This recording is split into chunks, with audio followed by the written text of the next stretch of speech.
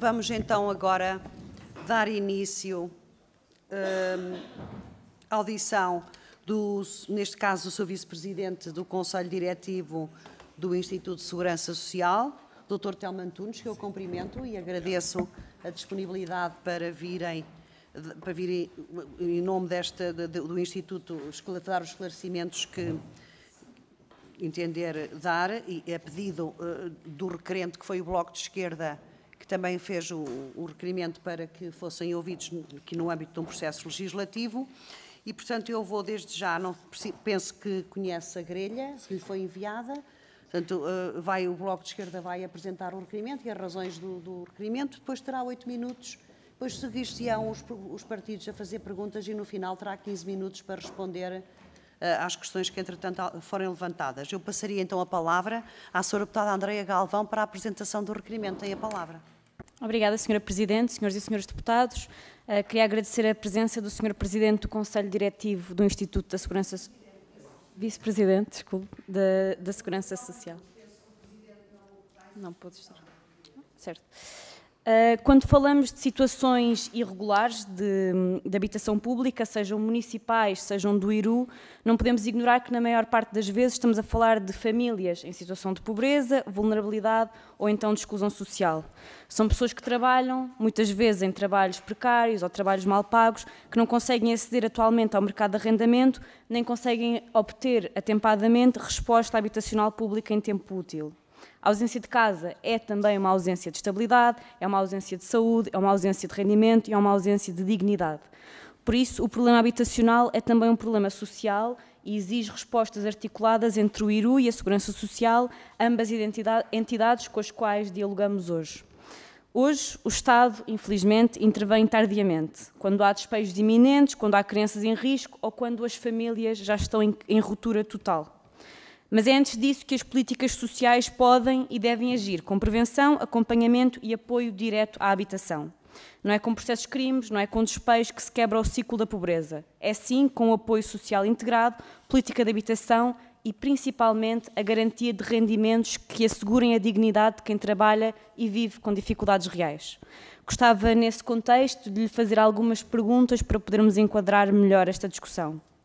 Em primeiro lugar, gostava de perceber se a Segurança Social tem dados atualizados sobre o perfil socioeconómico das famílias a ocupações habitacionais, nomeadamente rendimentos, situação familiar, presença de crianças ou idosos e a sua situação laboral.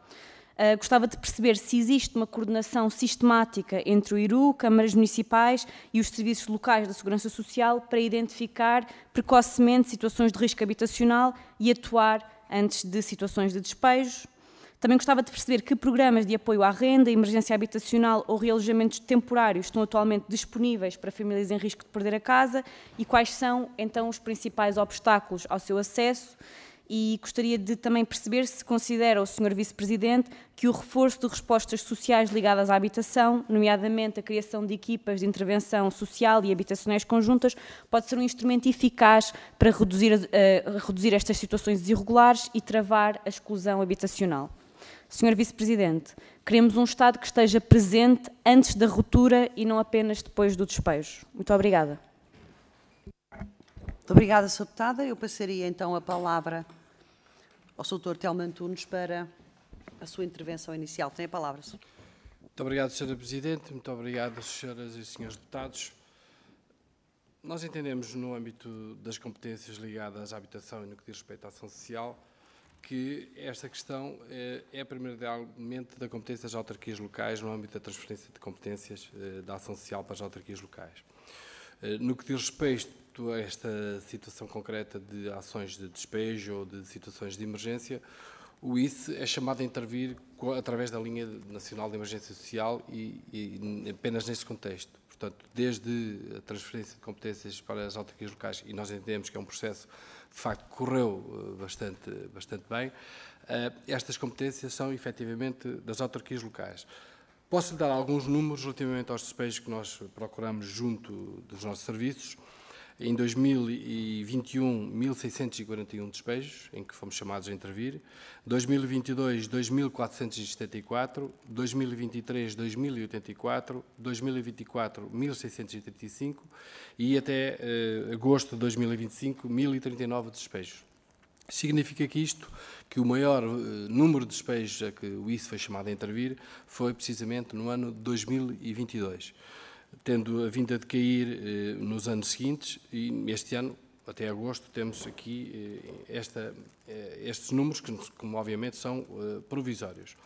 Perfil socioeconómico, não temos o perfil socioeconómico, não temos dados para isso, a nossa intervenção no âmbito da habitação não está não temos estas competências.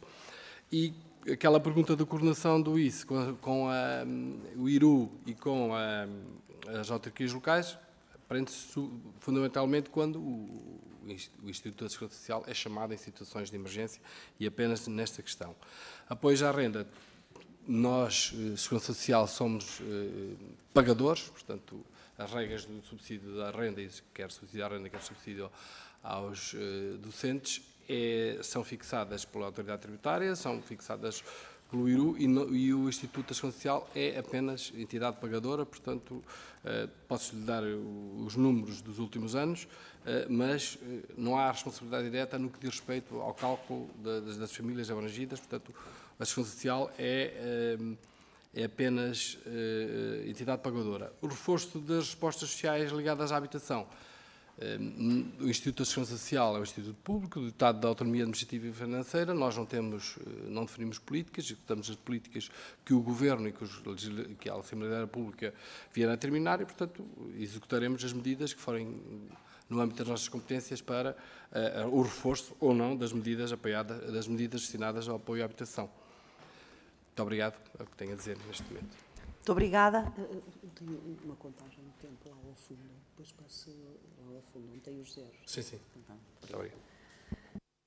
Vou passar agora aos partidos, desde já ao PSD, a deputada Carolina Marques tem a palavra. Muito obrigada, Sra. Presidente, senhoras e senhores deputados, Sr. Vice-Presidente do Conselho Diretivo do Instituto da Segurança Social, Dr. Telmo Antunes. Em nome do Grupo Parlamentar do PSD, começo por agradecer a vossa presença e a disponibilidade nesta audiência. No seguimento do trabalho desta Comissão sobre as iniciativas que visam dar resposta às ocupações ilegais de imóveis, é particularmente relevante ouvir a Segurança Social.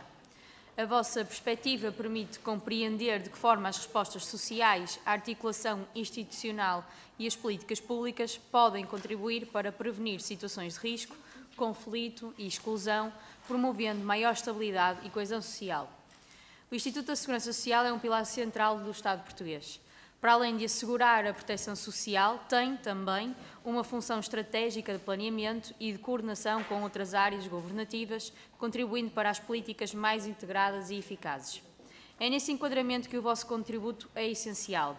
Quando falamos de ocupações ilegais de imóveis, não falamos apenas de um problema jurídico ou habitacional. Falamos de um fenómeno complexo que exige coordenação institucional, planeamento e respostas articuladas e tempestivas.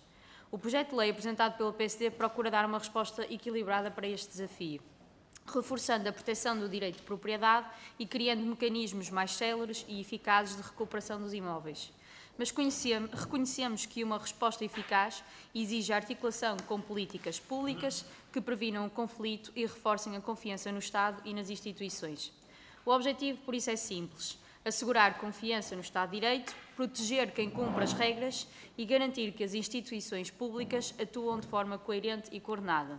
Neste sentido, os conhecimentos da Segurança Social são fundamentais para compreender como é que os mecanismos de apoio e de acompanhamento social podem contribuir para prevenir situações de risco habitacional ou de conflito. O desafio que temos enquanto legisladores é o de equilibrar direitos e responsabilidades, garantindo que a proteção da propriedade, a justiça social e a coesão institucional coexistem de forma harmoniosa. Neste contexto, pergunto-lhe: como avalia a Segurança Social a importância da articulação entre políticas de habitação, justiça e proteção social na prevenção de ocupações ilegais? Que tipo de coordenação interinstitucional poderia reforçar a capacidade de resposta no Estado nestas matérias? De que forma é que a Segurança Social pode contribuir para uma atuação mais preventiva e integrada, evitando que as situações de carência habitacional evoluam para contextos de conflito? E, por último, se considera que o projeto de lei apresentado pelo PSD se integra de forma adequada neste quadro de articulação entre justiça, habitação e proteção social. Muito obrigada. Muito obrigada, Sra. Deputada. Passava agora a palavra à Sra. Deputada do Chega, Madalena Cordeiro. Tem a palavra, Sra. Deputada. Muito obrigada, Sra. Presidente, Srs. Deputados, Sr. Vice-Presidente do Conselho Diretivo, Sr. Dr. Telmo Antunes. Todos os contextos já foram feitos, qual é o processo legislativo que nos traz hoje aqui e, portanto, gostaria de colocar algumas questões e permita-me que o faça diretamente. Quantas situações de ocupação ilegal de imóveis foram sinalizadas ao Serviço da Segurança Social nos últimos 5 anos? Em quantas dessas situações foram atribuídos apoios sociais ou soluções habitacionais aos ocupantes ilegais após o despejo? O Instituto da Segurança Social dispõe de dados que distingam entre famílias em situação de vulnerabilidade efetiva e aquelas que, não estando em risco social, ocuparam ilegalmente imóveis públicos ou privados. Quais são os critérios utilizados pela Segurança Social para conceder apoio a pessoas que ocupam imóveis ilegalmente? A prática da ocupação ilegal é, em algum caso, considerada fator impeditivo para a atribuição de subsídios ou programas de apoio habitacional? Considera o Instituto de Segurança Social que a sua atuação atual pode, involuntariamente, naturalmente, funcionar como um incentivo à ilegalidade na medida em que o apoio chega mesmo a quem violou a lei? Qual é o protocolo de articulação entre o Instituto da Segurança Social e o IRU, que ouvimos há pouco? Que ações de prevenção e sensibilização são promovidas pelo Instituto da Segurança Social para dissuadir a prática de ocupações ilegais? E se há acompanhamento continuado das famílias após o despejo e eventual realojamento para evitar a reincidência? Muito obrigada. Muito obrigada, Sra. Deputada. Passava agora ao Sr. Deputado do Partido Socialista, André Rijo. Tem a palavra. Muito obrigado, Sra. Presidente, Srs. Deputados. Cumprimentar o Sr. Vice-Presidente do Conselho Diretivo do Instituto de Segurança Social, Telmo Antunes.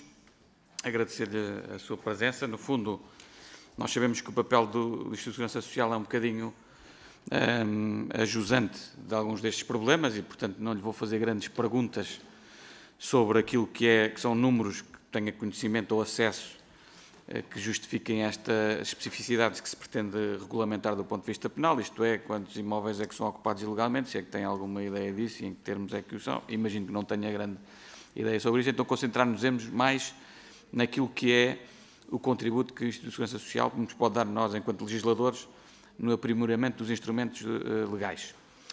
Isto é, quando o Instituto de Segurança Social é chamado a trabalhar esta matéria e a encontrar solução de alojamento temporário, eventualmente para algumas famílias que ocupem ilegalmente imóveis, é feita alguma avaliação sobre o perfil das pessoas que ocupam ilegalmente o imóvel, sim, em que termos, o que é que nos pode dar de informação sobre o perfil das pessoas que eventualmente ocupam ilegalmente os imóveis, se é que nos pode dar algum perfil. Isto para quê? Para, no fundo, também percebermos se, para nós é interessante perceber, se é o agravamento das molduras penais ou de alguma forma que pode dissuadir eventuais reincidências no comportamento proibido, ou se o que é mais importante para nós legisladores, enquanto trabalho que possamos fazer na construção de um edifício jurídico mais eficaz, é atuar naquilo que é a celeridade com que os proprietários possam aceder ao imóvel e, sobretudo, também na articulação que tem que haver entre os diferentes agentes para encontrar soluções de habitação para pessoas que são desocupadas dos imóveis, neste caso, objeto de um despejo que seja legal, obviamente, nos termos da lei. Portanto, no fundo, era perceber o que é que o Instituto de Segurança Social nos pode dar de informação relevante para definir melhor qual é que é o perfil, digamos assim, das pessoas que ocupam os imóveis ilegalmente, com que necessidades é que o fazem, que tipo de necessidades é que têm, e de que forma é que podemos encontrar mecanismos que agilizem uma eventual solução, que não seja só depois criarmos dois problemas, que é termos um imóvel ocupado, que é um problema, e depois termos uma família que é despejada, licitamente, obviamente, do imóvel, mas que depois não tem uma solução de habitação, ou neste caso de alojamento, nem que seja temporário, para poder prosseguir a sua vida em condições mínimas de dignidade, dentro dos padrões que se pretendem num Estado de Direito democrático como é o nosso. E, portanto, eram essas as questões que queríamos colocar-lhe e agradecendo mais uma vez a atenção. Muito obrigada, Sr. Deputado. Sr. Deputado, já saiu. Pronto. Então, vou passar à Sra. Deputada Andreia Galvão, do Bloco de Esquerda, tem a palavra. Obrigada. Gostava de colocar uma questão em relação a esta linha nacional de emergência social e perceber um pouco melhor, então, qual é que é o encaminhamento que a Segurança Social faz quando há ocorrências, chamadas relacionadas com esta vulnerabilidade habitacional, e também perceber se esta linha tem alguns dados estatísticos sobre a variação, neste caso no espírito da descentralização, variação geográfica dos sítios onde ocorrem mais ocorrências, se sim, quais é que são os dados que explicam essa variabilidade e qual é que é a diferença no âmbito da resposta social dada a pessoas em situação de vulnerabilidade habitacional. Obrigada. Não pergunto ali ao Sr. Deputado da JPP se pretende, não pretende. Então, passaria então a palavra ao Sr. Telmo Antunes para dar as respostas que entender com ele. Tem a palavra. Muito obrigado, Sra. Presidente. Muito obrigado, Srs. Deputados e Sras. Deputadas, pelas perguntas que me colocaram. Eu reitero aquilo que disse no início, a questão com a transferência de competências da ação social para as autarquias locais.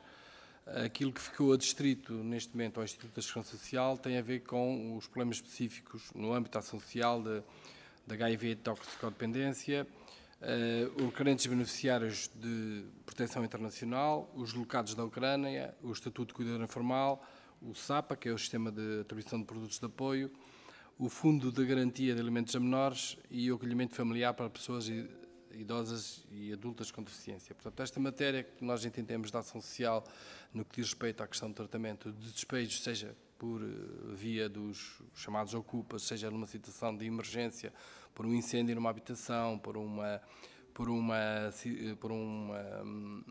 cheias, etc., que as pessoas fiquem sem condições habitacionais, entendemos que é da responsabilidade das autarquias locais. Tem sido isso que nós temos, nomeadamente algumas situações que houve no Distrito de Lisboa de algumas demolições, nós atuamos só numa segunda linha e através da linha nacional de emergência social.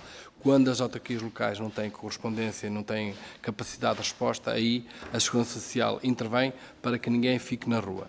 A questão que me coloca e que vai responder também transversalmente aos restantes senhores e senhores deputados tem a ver com o que é que existe no terreno para responder às pessoas, aos desalojados, às pessoas que saem, que ficam numa situação de precariedade habitacional.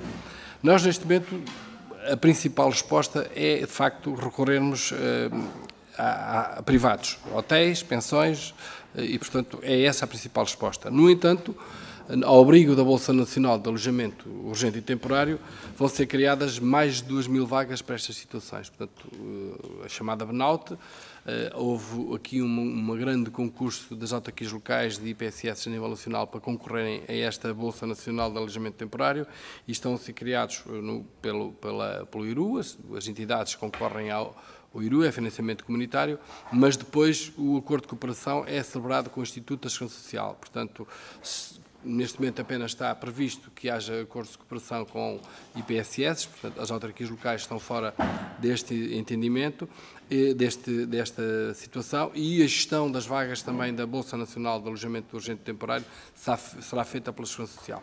Quero isto dizer que a partir de junho de 2026, quando esta Bolsa Nacional entrar em funcionamento, teremos aqui uma resposta muito mais robusta no que diz respeito à questão do alojamento temporário, que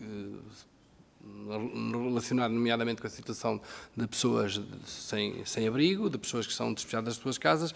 Neste momento nós temos uma precariedade relativamente a esta situação que se resolve fundamentalmente com o recurso a empresas privadas, portanto hotéis, residenciais, sendo que as estruturas existentes propriamente ditas para estas situações são muito pequenas.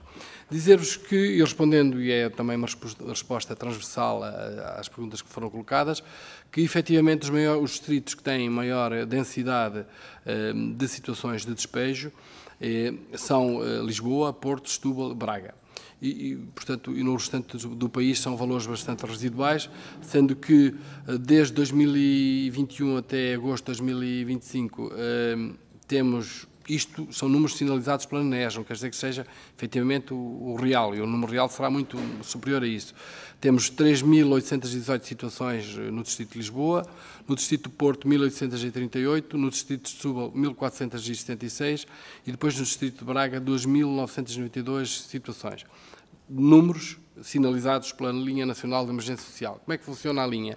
A linha funciona durante o dia através do Contact Center da Segurança Social e depois a partir do encerramento do Contact Center, 17 horas, 18 horas, funciona através de 4 pessoas da Segurança Social que estão 24 horas a trabalhar nesta matéria dos alojamentos, mas como noutras matérias que possam ser necessárias de intervenção da Segurança Social.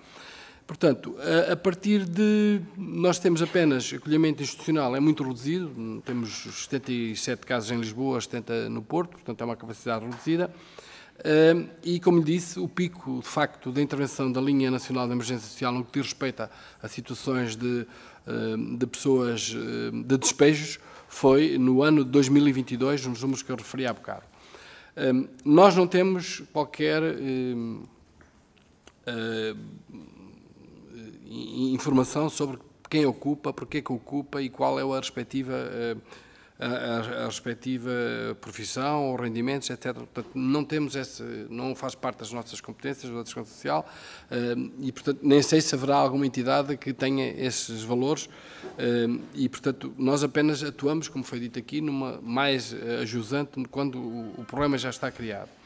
Depois não há qualquer subsídio ou à renda para ocupações ilegais. Obviamente que o subsídio à renda é feito através de contratos de arrendamento e, portanto, que são sinalizados à autoridade tributária e a Segurança Social não paga, nem podia pagar subsídios para ocupações ilegais. O realojamento é feito depois, porque todas estas alojamentos de emergência social são temporários, como diz o número, o realojamento é feito sempre através da articulação com as autarquias locais. Portanto, nós não podemos deixar de ignorar que as autarquias locais passam a ter e têm cada vez mais competências no âmbito da ação social, sendo que o Instituto da Segurança Social atua sempre em complementaridade e também, obviamente, em cooperação com as autarquias locais, mas no âmbito da transferência que ocorreu recentemente, e através dos serviços de atendimento à ação social, esta primeira intervenção deve ser feita sempre pelas autarquias locais. Outras questões que me colocaram... Há, de facto, uma articulação com o IRU e há também uma articulação com o Instituto de Gestão Financeira da Segurança Social, porque o ICE, o Instituto que eu represento, não tem habitação, o Instituto que eu represento tem imóveis para serviços, tem imóveis para atendimento, depois tem um conjunto de imóveis chamados estabelecimentos integrados, onde funcionam as respostas sociais. Portanto, nós não temos habitação. Quando há um imóvel que o ICE tenha sua propriedade, que possa corresponder a uma habitação, esse imóvel é transferido para o IGF e depois o IGF, o Instituto de Gestão Financeira da Segurança Social, coloca no mercado, ou vende, ou arrenda, ou temos inclusive situações que nós próprios arrendamos ao IGF para colocar pessoas requerentes de asilo ou pessoas desalojadas em situações de emergência. Não sei se respondi a todas as questões que me foram colocadas. Posso dizer que os números que eu referi há bocado, em 2023 foram pagos de apoio extraordinário à renda 261 milhões